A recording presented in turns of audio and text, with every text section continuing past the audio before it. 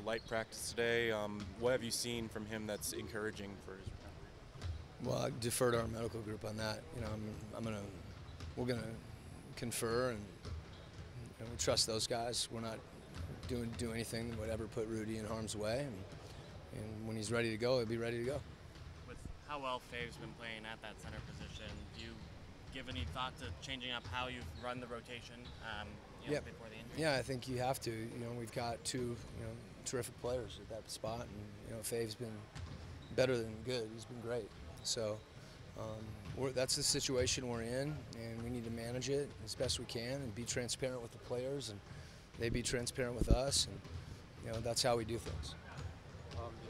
In the last 5 games, I think you guys are the tops in the NBA in net rating, and how do you feel about these guys when you think about playing without Rudy and Rodney for some of them? Well, I mean, it goes without saying that we're not going to not play Rudy and Rodney because we've been good. Hopefully we stay good and get even better with those guys, and similar to the way that we had to adjust when we lost them, we'll have to adjust when they come back, and that'll require everybody to do more in certain areas and less in others, and it's not going to redefine anybody's role entirely. We're beyond that, but there are adjustments that we'll make and the players make, and rotations and all those things. But we've been doing this with rotation since the beginning of the year.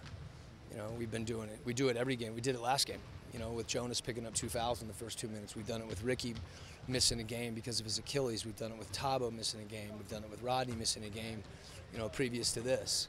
So it's nothing. That part's nothing new. It's just the spotlight's on it because we've played well of late, and those 2 guys. Rodney had consecutive 30-point games before he went out. So, Rudy's a pretty good player. But we've got other good players on this team, and it's a credit to them that during that stretch they've been able to compete and perform the way they have. Things are starting to come And that's together. not lost on anybody. Oh yeah, things are starting to flow for you guys. It seems like you guys just in a great groove. Just talk about the mood of this team right now. Well, no disrespect to we've played some games at home. We've played. Anthony Davis got hurt in the fourth quarter. And I'm not making excuses for us not playing better. I think we are playing better. We've embraced some things that, there's always like tipping points when a team embraces something and works on it. It doesn't happen right away. And I think we've had a little bit of a tipping point that we've seen. It happens to have been when guys are out. I think that's probably accelerated it in some ways because they've known how much they need each other. And that's how we've played offensively. We've attacked as a 5-man team.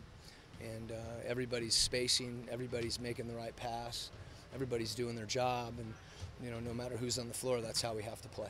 Can you point to 1 or 2 things that differentiate Donovan from other rookies you've worked with? It's hard for me. Other rookies that I've had. Yeah. Okay. Well, I think physically he's very mature. His athleticism allows him to compete in an NBA game at a high level. But more than anything, I think his mindset has been one of embracing challenges to get better. And when that happens, maybe the most significant play the other night that he made that probably captures it, he was obviously having a good night. He was scoring the ball and had 40 points. But there was a play when they came up in pick and roll and he slung it across the court to Joe Ingles and Joe hit a 3. So I don't know if Donovan would have done that at the beginning of the year, not because he doesn't want to, but maybe because he wasn't aware of that play. And that's been him watching film with Johnny. That's been us watching film as a team. That's been his teammates embracing him because they feel like he's embracing winning.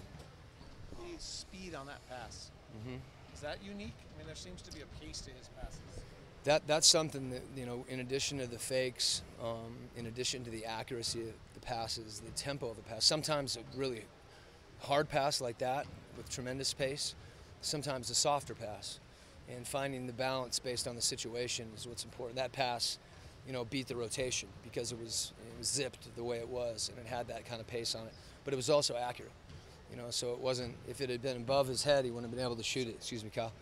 But so that's something I think that we've shown Donovan, and that he has pride in his passing. Obviously, when a guy scores 41, a lot of performances go overshadowed. I mean, Alec had his second 20-plus point game in 2 nights. Do you feel like this is a sustainable thing, even if his role changes in the next coming games? Yeah, I mean, I think what's sustainable is his efficiency.